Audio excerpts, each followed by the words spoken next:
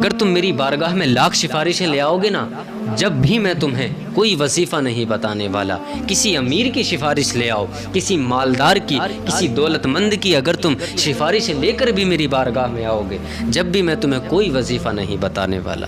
اللہ اکبر۔ میرے امام ارشاد فرماتے ہیں جب تک تمہاری داڑھی حد شرع تک نہیں ہو جاتی، میں تمہیں کوئی وظیفہ نہیں بتانے والا۔ جناب حاجی کفایت اللہ صاحب بیان فرماتے ہیں کہ اعلیٰ حضرت کے پیچھے میں نے ایک مرتبہ فجر کی نماز پڑھی۔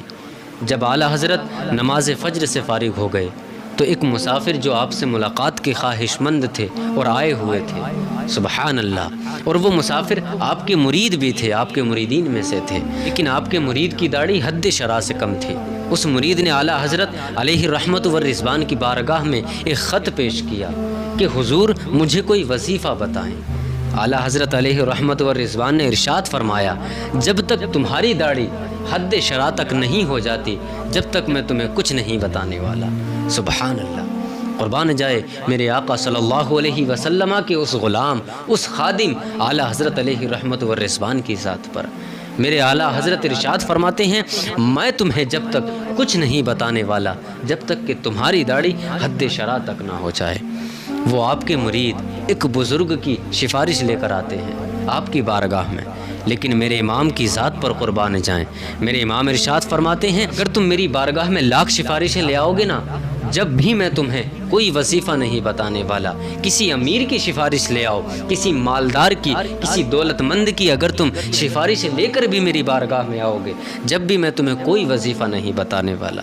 اللہ اکبر۔ میرے امام ارشاد فرماتے ہیں جب تک تمہاری داڑھی حد شرع تک نہیں ہو جاتی، میں تمہیں کوئی وظیفہ نہیں بتانے والا۔ تمہاری داڑھی حد شرع تک ہو جائے گی نا، میں تمہیں خود وظیفہ بتا دوں گا۔ سبحان اللہ۔ قربان جائیے میرے اعلیٰ حضرت کی ذات پر۔ اعلیٰ حضرت نے جب تک ان کو کوئی وظیفہ نہیں بتایا جب تک کہ ان کی داڑھی حد شرع تک نہیں ہو جاتی تھی۔ میرے امام اعلیٰ حضرت نے جب تک اس اپنے مرید کو کچھ نہیں بتایا جب تک کہ اس کی داڑھی حد شرع تک نہیں ہوئی تھی۔ اللہ اکبر۔ لیکن آج ہم ہیں منافقوں سے محبت کرتے ہیں۔ بیان کیا جاتا ہے اعلیٰ حضرت علیہ رحمت و رضوان کی بارگاہ میں 4 فوجی آتے ہیں جو آپ سے ملاقات کے خواہش مند ہوتے ہیں، آپ کے دیدار کے خواہش مند ہوتے ہیں، اور وہ لوگ آ کر کرسیوں پر بیٹھ جاتے ہیں۔ جب اعلیٰ حضرت علیہ رحمت و رضوان باہر نکلتے ہیں تو وہ لوگ آپ سے کلام فرماتے ہیں۔ اعلیٰ حضرت علیہ رحمت و رضوان نے جب ان سے کلام کیا تو اپنی نگاہوں کو نیچے فرما لیا، نگاہیں نیچے رکھ لیں۔ خدام بیان کرتے ہیں کہ اعلیٰ حضرت نے اپنی نگاہوں کو اس لیے نیچے کیا تھا کیونکہ ان لوگوں کا ستر نہیں چھپاتا، ستر کھلا تھا ان لوگوں کا، یعنی شریعت نے جس حصے کو چھپانا واجب رکھا ہے ان لوگوں کا وہ حصہ کھلا ہوا تھا۔ اللہ اکبر۔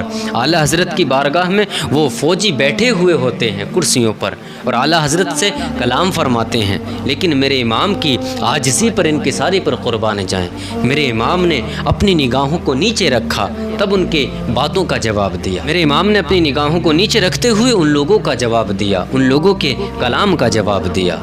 خادم بیان کرتے ہیں جب ان لوگوں کے ستر کو چھپایا گیا تب امام اعلیٰ حضرت علیہ رحمت و رضوان نے ان سے نظریں ملا کر کلام کیا، سلام کیا۔ میرے امام اعلیٰ حضرت علیہ رحمت و رضوان نے اس واقعے سے ہم لوگوں کو نصیحت کی کہ اے لوگو، اگر کسی کی بیٹی جا رہی ہے، اگر کسی کی بہن جا رہی ہے، اگر کسی کی ماں نکل رہی ہے تو تم لوگوں کو چاہیے کہ اپنی نگاہوں کو نیچے رکھ لو۔ اللہ اکبر۔ اے لوگو، تم لوگوں کو چاہیے کہ اگر کسی کا ستر کھلا ہے تو اپنی نگاہوں کو نیچے رکھ لو، اپنی نگاہوں کو نیچے جھکا لو۔ اللہ اکبر۔ اے لوگوں، قربان جائیے اعلیٰ حضرت کی پرہیزگاری پر، اعلیٰ حضرت کے تقوی پر۔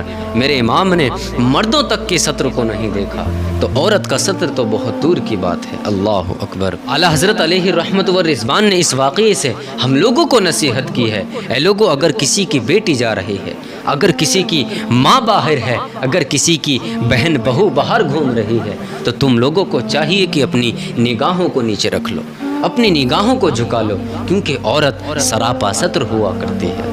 اللہ اکبر۔ تم لوگوں کو چاہیے کہ اپنی نگاہوں کو نیچے رکھو، لیکن ہم لوگ آج اپنی ان حرکتوں سے باز نہیں آتے، ہم لوگ میلوں میں گھومنے جاتے ہیں، کسی کی بہن ملے، کسی کی بیٹی ملے، کسی کی خوبصورت شکل ملے تو ہم اس کو اپنا دل دیں، اللہ اکبر، ہم اس پر اپنی جان کو لٹائیں۔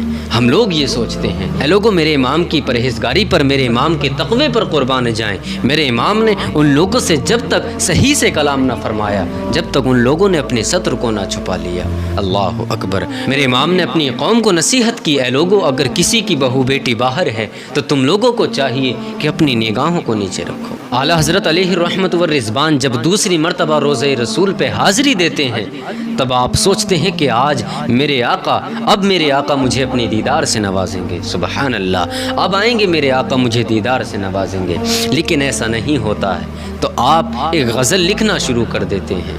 وہ سوئے لال ازار پھرتے ہیں، تیرے دن اے بہار پھرتے ہیں، اس گلی کا گدا ہوں میں جس میں مانگتے تاجدار پھرتے ہیں۔